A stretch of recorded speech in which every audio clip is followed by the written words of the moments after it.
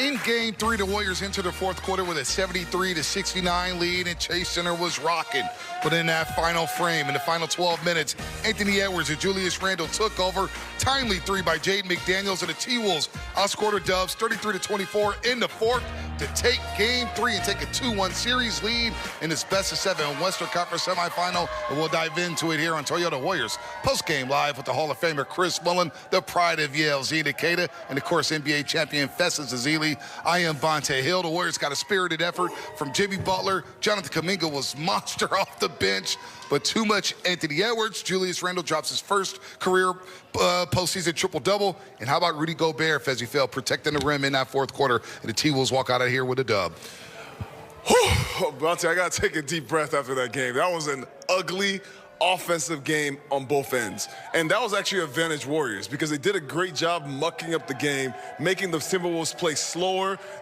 They had 0 3-pointers, the Warriors did. No 3-pointers in the first half, and they were up 2 points.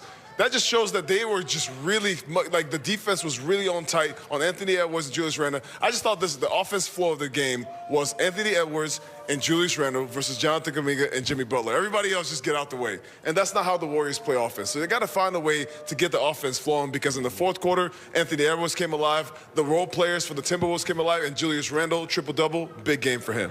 What's so sad and tough about this loss for the Warriors is that all the things that you wanted to change happened.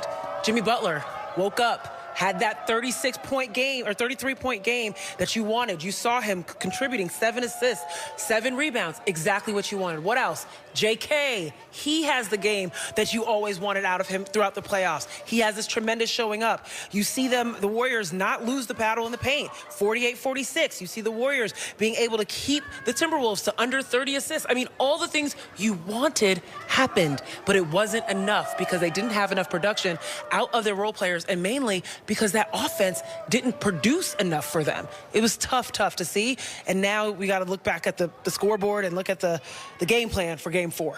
Yeah, I thought the Warriors did a great job keeping it close. They got down 9 in the first half, but, got right back in it, led by 1 at halftime.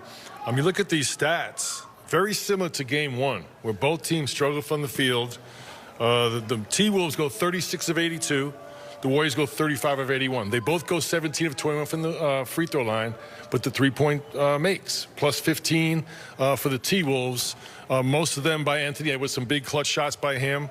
But I give the Warriors a lot of credit for mucking the game up, making it a kind of disaster, but too predictable offensively. They had 21 assists. Yep. And look, with Steph Curry not in the lineup, you've got to do some unconventional things. As you said, Jimmy Butler had big numbers. Jonathan Kuminga had big numbers. Buddy Hield chipped in. A lot of other guys kind of out there just spacing. And I thought you said it, Fezzi. We were down there watching. It was Julius Randle and Anthony Edwards versus Jimmy Butler and Jonathan Kuminga. And neither team really got going offensively. But I think the fact that the Wolves have their starting unit healthy was the big difference. And Draymond Green fouls out in this one in the fourth quarter. Was a non-factor in game number 3. But the Warriors, as we mentioned, had a lead going into the fourth quarter, 73-69. But we pick up the fourth quarter tape, and this was high-level basketball here in the fourth. Anthony Edwards just has some nasty finishes. That was a nice little finish right there with the right. He dunked all over Kevon Looney there. But Looney plays some solid minutes off the bench. But Anthony Edwards, once he sees that ball go in the hoop, then he takes his game outside. You saw him hit the 3 there. Tough finish right there. That was Draymond Green's 6th and final foul. What do you think, Fezzi? Tough way to get out of the game right here. Draymond, this is a play. It could have gone either way, Bonte. It's just one of those games where there's fouls being called left and right. And tough way to get out the game. I know he wanted to be out there in the fourth. And there's Jaden McDaniels with a clutch 3 there, Zena, to give the T-Wolves a 6-point lead. But Warriors down 4. Good hands there by Anthony Edwards. Julius Randle running the break. Takes his time, finds Rudy Gobert. Bailed him out right there. Julius Randle had nowhere to go, and he just finds a cutting and running Rudy Gobert. What did we say at the top of this game? It's not just Julius Randle finding his points. It's Julius Randle finding his teammates. He consistently found opportunities, gets his first triple-double of his playoff career.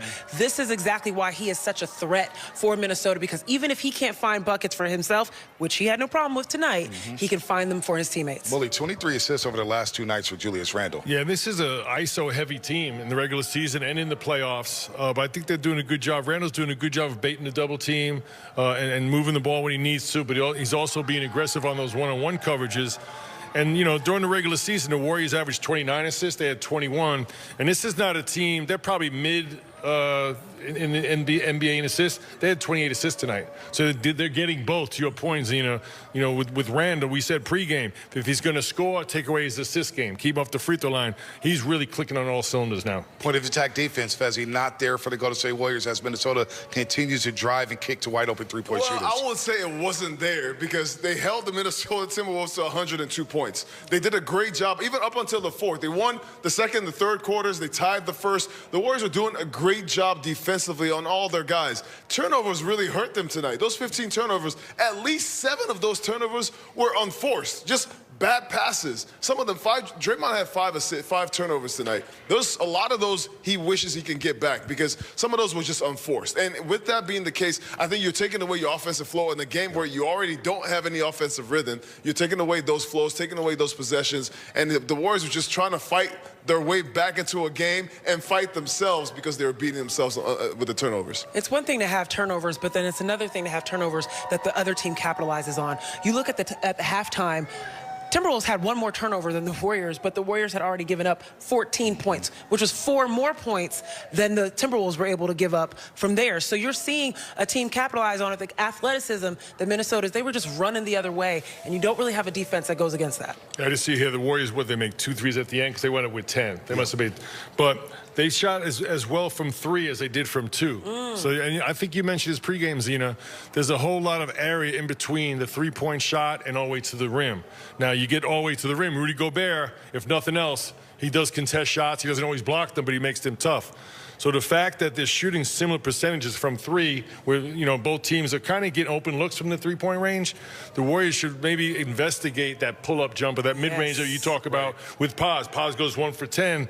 Now, you know, you have to look at the tape, but I'm going to assume there's a lot of shots in that mid-range, which you're better. I'd rather take an open 13-footer than a contested layup. Yeah, don't go all the way down. Rudy is going on that pick and roll. He is dropping all the way back just to do his job, which is protect the rim. Pull up. Little push shot. We saw Isaiah Hartenstein get it towards the beginning of that game in OKC. Yeah. And we saw after game 1, in game 2, Rudy was out on Draymond. So you make shots, the defense is going to have to adjust. So, Fezzi, it sounds like they need better offense in this series. They've yet to crack 100 against Minnesota. Well, they wouldn't have had a chance without the defense. They had a chance to win this game. And here's one thing I'll say. This team looks way different than the Warriors do without Steph Curry. The offense right now, it looks like it's in shambles. They're trying to find a way to get going. Jonathan Kuminga was special tonight, all right? This is a guy who's been sitting on the bench. Back-to-back games. He's been special. He's been sitting on the bench. To be able to come into this game, come into the series, and have the impact he's had so far is really impressive. That's 1. But 2, I'll say the team is trying to find some semblance of trying to replace what Steph brings to the team. There's no point guard on the floor. Jimmy Butler is coming up, and he's just trying to get to his spot, which he did an incredible job of doing that. But they got to have somebody else. I don't care if it's Pat Spencer. I don't care if it's Brandon Pajemski, but somebody else has to handle the ball and get them into the correct set so guys can really know where they're going to be on the floor. And Draymond Green being in foul trouble all game long hurt them as he's another playmaker for the Golden State Warriors. Anthony Edwards, he scores 28 of his 36 in the second.